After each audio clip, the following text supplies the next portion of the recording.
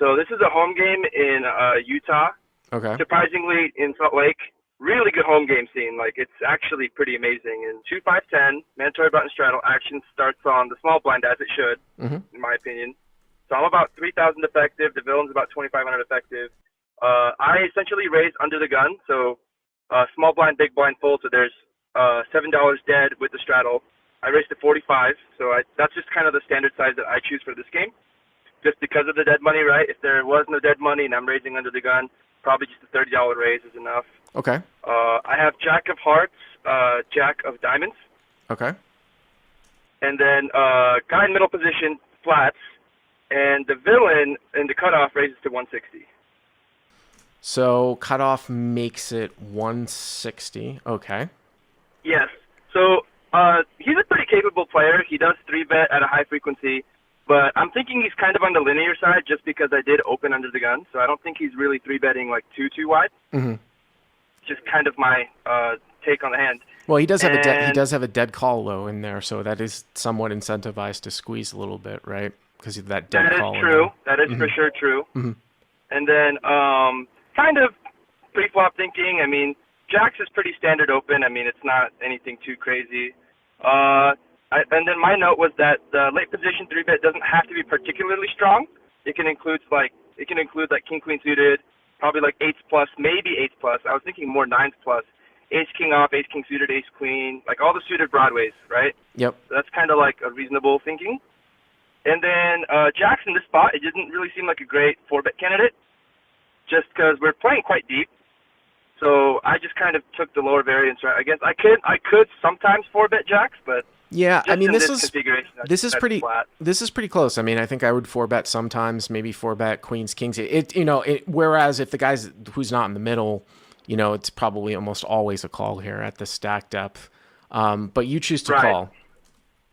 Yeah, I choose to call in the middle position fold. So the pot's about 370. The flop is queen of diamonds, 8 of diamonds, 6 of hearts. Here, I'm thinking, okay, game flow, right? I don't need to. I'm never leading here, like ever. Mm-hmm. So check to the player that has the lead in the hand. Yep. Villain does c-bet to maintain its lead, right? And this player does c-bet, I would say, at a higher frequency than most, Okay. especially on boards that he perceives to have a range advantage, which in this case he does have stronger queens than me, right? And he still has overpairs. C-bet's 250, Okay. and I decide to call the 250. Right. I don't think you have much of a choice here. So he takes somewhat of a larger size. Oh, yeah. Takes so much. Yeah, of a, he did take a very large sizing, that's Right. for sure. And you've got Two-thirds? the jack of diamonds, so that's good for you. At least if a diamond will come, you've got that backdoor equity. You've got some possibility of making some backdoor straights and stuff like that. I mean, obviously you can't fold. All right, so the pot's 870. I actually had Jack of Hearts, Jack of Spades, no diamonds. Oh, okay. I still don't think you can fold, so Yeah. but it's worse off for No. you now. Yeah, I'm never folding just because he's only representing a queen when he c-bets, and there's a lot of c-bet bluffs that he could have, right? Well, queen or better, right? Queen or better. Yeah. Queen or better, right? Mm-hmm. He doesn't always have to have many value hands. That's kind of the note that I had. Many ace-high combinations that would c-bet. Mindful of aces, kings, and queen X, right? Maybe suited ace of diamonds hand he could have, right? Or other air balls. That's kind of what I was thinking. Oh, you really wrote yourself out so detailed notes on this hand, huh? Yeah, I'm a thinker for sure. So the turn, queen of hearts. So it pairs the queen and Okay. puts the second flush draw on the board. Yep. So queen of diamonds, 8 of diamonds, So a 6 of very hearts, interesting queen of turn. hearts. Yep. Very interesting turn. So I check again, maintaining game flow. He bets quite large. He bets 700 on the turn. So hero checks and cutoff bet 700 here. Yeah, very large. Yeah, that is fairly peculiar. See, now you would not want to have diamonds or hearts, so the best sort of combo of pair in your hand here would be black jacks, and the reason why that would be, it's very subtle, is so that you don't block the possibility of him continuing on with a front door draw or a back door draw here. Now you have the jack of hearts. Yeah. It's just something that's very subtle. It is very peculiar because of how that card would slow a lot of people down here with a lot of overpairs. Like I wouldn't expect So a whole lot of aces and kings here to take this sizing. So that is exactly what my thought process was. So I was thinking like, okay, even if I was him and I had the ace of diamonds and the ace of hearts, this would be a really good opportunity to pot control just because we are playing so deep. So that's what I have here is that it adds another flush draw. Queen X combinations the villain could still have, but I could also still have those, right? We're a little bit merged. He probably has better aces, like ace queen, and I have maybe like king queen, queen jack kind of hands that I could still be check calling with.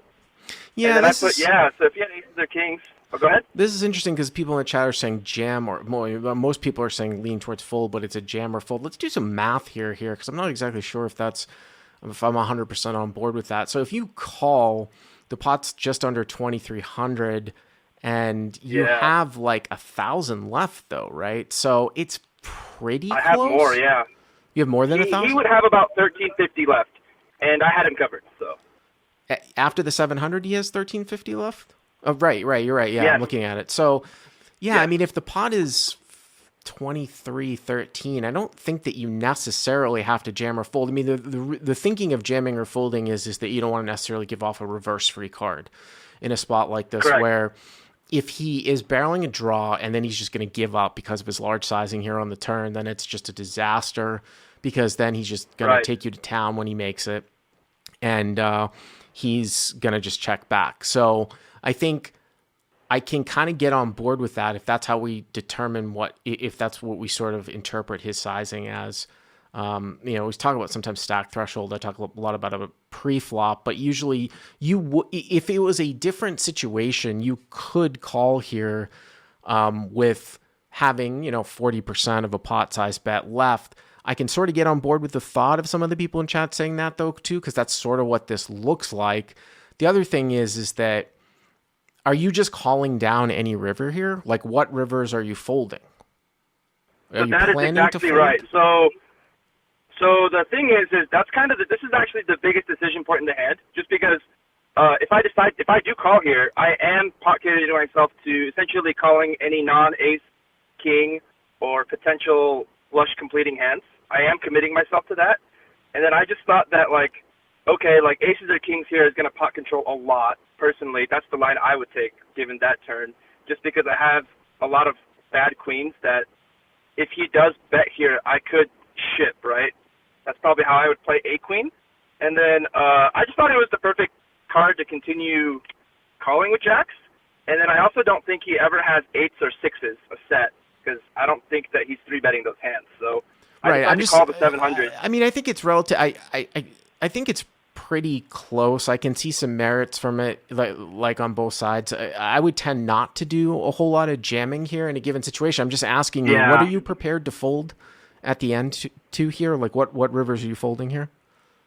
Probably like an ace or a king, really. Probably any ace or a king? Yeah, that's probably what I would end up giving up at, because his continuing to barrel consists of a lot of ace X that have flush draws. Is he jamming those hands at the end though? That's the interesting part. That's the very interesting part. So I decided to call the turn, right? And then the river came to 4 of diamonds. Okay, so that's what completes the front door flush. That's what I was kind of wondering about. Like, another reason for calling sometimes is also a little bit of a mixture of the entire equity of the hand has not revealed itself. So sometimes on a lot of turns, like you have kind of more information, the full picture of the hand based upon what the river is, obviously, and the action. That is exactly why I called. Okay, yes. Well, this doesn't seem to be that good of a river for you, then? So that's kind of what I thought in the moment, but I checked, again, continuing this game flow, and he snap jams for the 1350. He didn't even think, which my kind of live read, that basically tells me he already made up his mind, right? He didn't have a lot to think about, so his mind was determined that, I guess, depending on the river, he was just going to jam, right?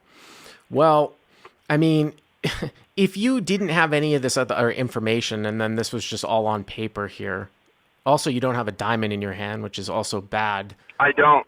Yeah. At this point, if I got here, I think I would probably fold now. Now, with that being said, what I will say though, and again, you have a heart in your hand, which makes it less likely that he was barreling backdoors. You don't have a diamond in here, and these are little subtle things that you can pick up. With that being said, I don't know if you caught up on some of the earlier stuff. I have made calls like this before because of pacing.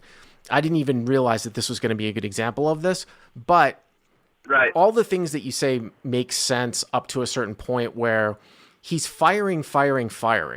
Okay, he's not going to be doing this with four. He's not going to be doing this with four queens, and probably not with eights full.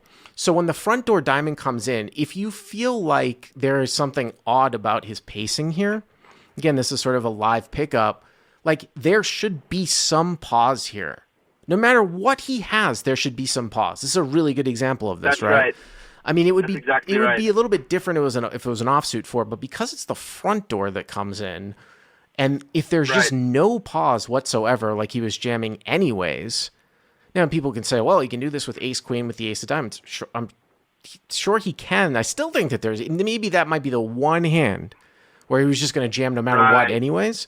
Like I said, on paper, it just seems to me I wouldn't probably call off on the river, but if you pick up on that pacing part, I could sort of get on board with it here, although I do think that I would be doing a fair amount of folding off of the turn, to be perfectly honest with you. I mean, I know we hadn't touched on that. So, I mean, he jams for 1350, so the pot's 3,500, 1350 for you to call. What ended up happening? What did you do? So essentially, it was just I just thought it was a very weird river to jam just because he's very much polarizing himself. So, like, when I thought that he could still be value betting on the turn, aces with a diamond, aces no diamond, kings with a diamond, kings no diamond, or ace X with ace of diamonds, right? I mean, I just think that those hands will want to show down. Like, I just don't think you're getting any more value out of those hands. So then, when you take those kind of value hands out of his range, whenever he does continue to just polarize right there, I mean, it basically, my initial read was just, man, I just don't think that it's really value unless it's D nut flush, like ace four suited. Yeah, just a couple other things here too, just of note. I mean, this is a home game, so I'm going to imagine that this player might not necessarily be like super strong. I will say that what you had said before, if you were in a scenario, if I was your opponent and I was in a scenario where I thought that you'd be jamming queen X here on the turn, and for example, I had aces with the ace of diamonds, I could go all in here. That makes some assumptions, right? That definitely makes some assumptions. You might not necessarily check jam, queen X or, full house here on the turn. So it sounds to me like you called. I did call. And what did he have? I sure did. Because I mean, again, I was getting a great price. Not the most ideal river, but I did call down, and he gave it the old head shake, and you're good. I show jacks, and I win the pot. Do you see why, though, like the turn could be... I mean, I understand the turn sizing is a little bit sort of on the strange side, but like I said, I think that this one on paper, I'd have to really pick up on some weird pacing here, which I do think is a big live tell to make this call at the end. I appreciate the call here. Dom, thank you very much.